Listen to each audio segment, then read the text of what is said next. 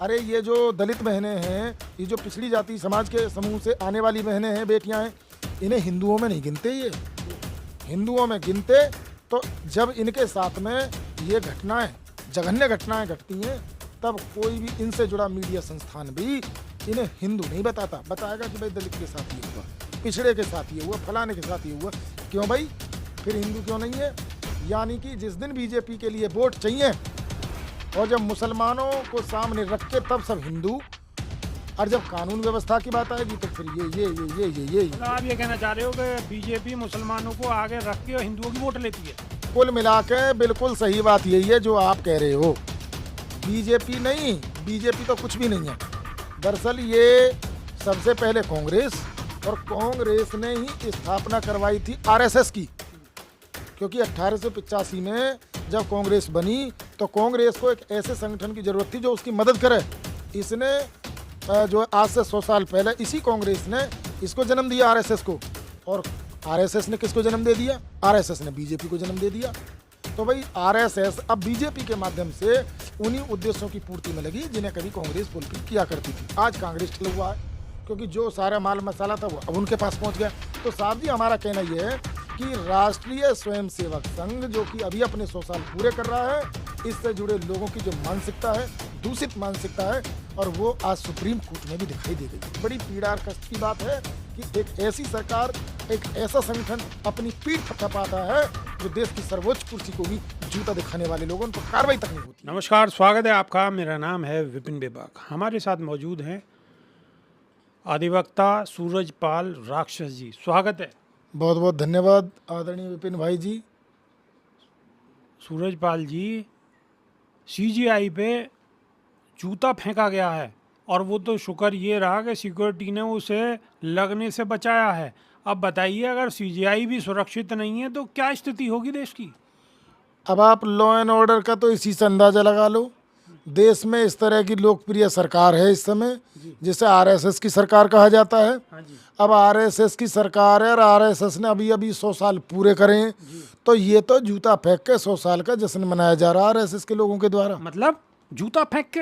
अरे भाई, जब हमारे देश में देश का सर्वोच्च जी जो न्यायालय है और उसके भी सर्वोच्च न्यायालय के भी चीफ जस्टिस ऑफ इंडिया सुरक्षित नहीं है, बिल्कुल तो इसे क्या समझा जाए? बिल्कुल। इसे- और उसने शोर भी मचाया, और शोर मचाते हुए ये कहा है कि हम हिंदुत्व के खिलाफ कोई शब्द बर्दाश्त नहीं करेंगे किसी भी तरीके का। जबकि आपको विवाद पता ही होगा, कोई विवाद भी नहीं था। भाई वो तो हिंदुत्व भी कहेंगे, सनातन भी कहेंगे, और उनके हिंदुत्व और सनातन की परिभाषा ही ये है जी कि वो अपनी मानसिकता बदलने को तैयार नहीं है। वो सीट नहीं देखते, जी। वो देखते हैं कुल, वंश, जाति और गोत्र। कुल, वंश, जाति और गोत्र, अच्छा धर्म और संप्रदाय, जी मजहब तलाशते हैं। जी तो वो तो उनकी मेंटलिटी, मानसिकता संविधान के अनुकूल कभी थी ही नहीं। जी ये वो लोग हैं जो मनुस्मृति को ही सब कुछ मानते हैं अच्छा आज भी, जबकि भारत का संविधान लागू है। अगर वो संविधान मानते तो अपनी बात संवैधानिक तरीके से कहते। कोई बात हो सकता है किसी को पसंद ना हो, जी सीजीआई भी हो सकता है गलती कर सकते हैं, ऐसा नहीं है। जी कोई बात किसी से भी हो सकती है, लेकिन उसका ये तरीका नहीं है कि अगर कोई बात आपको पसंद नहीं है तो आप पीठ को ही कुछ ना समझें। जी सर्वोच्च पीठ है भाई हमारी, जी उसकी आज हालत ये है।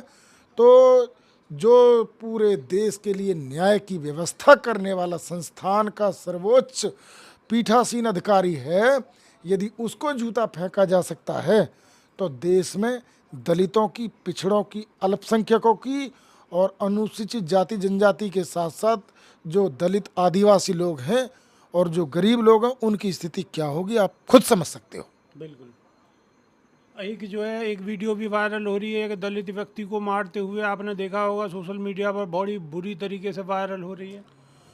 भाई ये आपने एक देखिए, हम तो रोज यहाँ कचहरी में रह रहे हैं, जी 100 मुकदमे, 100 कांड होते हैं, 100 में बामुश्किल 10 की एफआईआर दर्ज होती है, और उन 10 FIRों में से बमुश्किल एक में कोई व्यक्ति अभियुक्त जेल जा पाता है और सजा ये के भी ना मिले।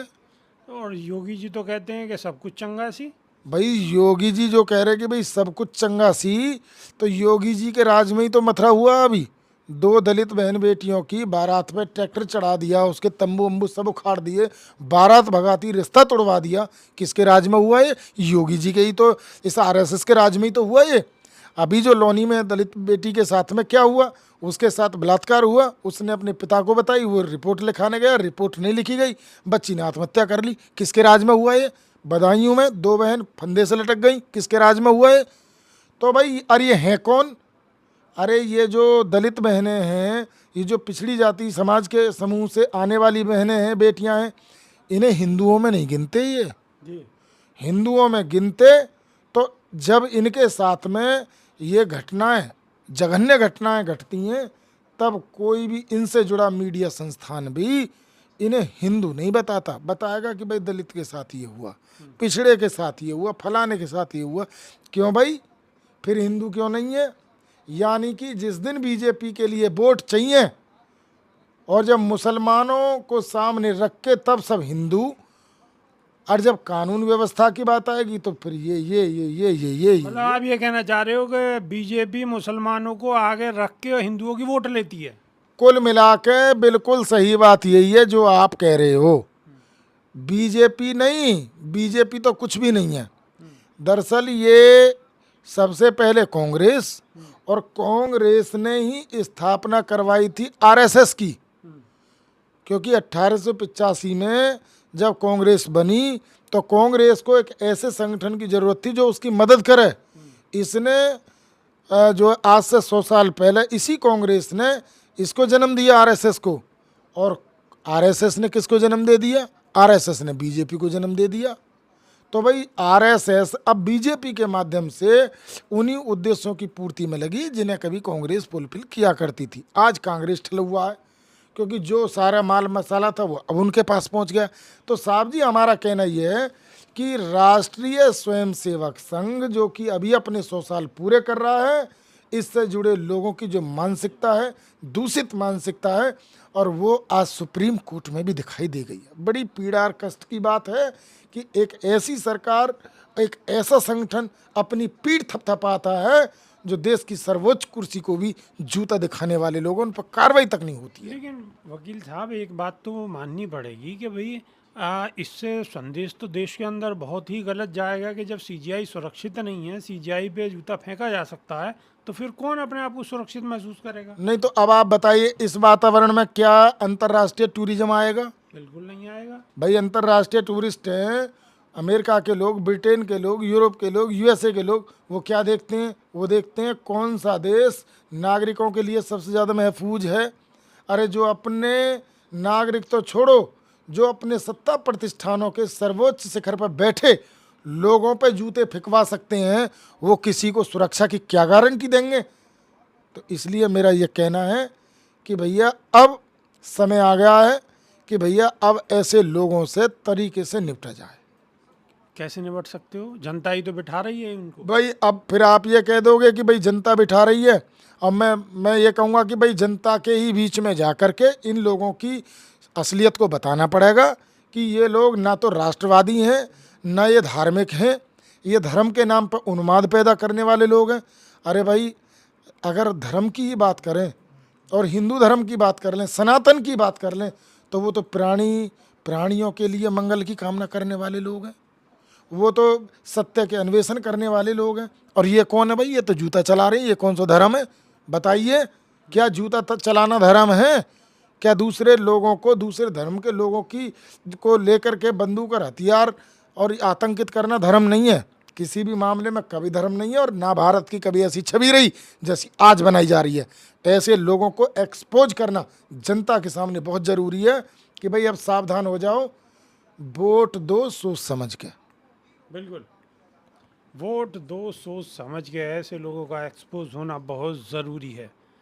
तो ये थे हमारे साथ सूरजपाल वकील साहब। इनकी बातों से आप कितना इत्तेफाक रखते हैं, कमेंट के माध्यम से अपनी राय अवश्य रखिएगा। तो अभी के लिए सिर्फ इतना ही। बहुत बहुत शुक्रिया। बहुत बहुत शुक्रिया। और आपके दर्शकन से भी हम निवेदन करेंगे भाई, ऐसे किसी भी व्यक्ति को कतई फॉलो ना करें जो धर्म के नाम पर आपके दिमाग में हिंसा के बीज बोता हो, और ऐसे लोगों को भी कतई फॉलो ना करें जो राष्ट्रवाद के नाम पर हिंसा के बीज बोता हो। धर्म और राष्ट्रवाद ये हमारी बहुत ही संवेदनशील चीज़ें हैं, इन्हें भावनाओं से हटा के बुद्धि और विवेक के तरीके से सोचिए। और आपका बहुत बहुत धन्यवाद, आपने बोलने का मौका दिया। Thank you. नमस्कार।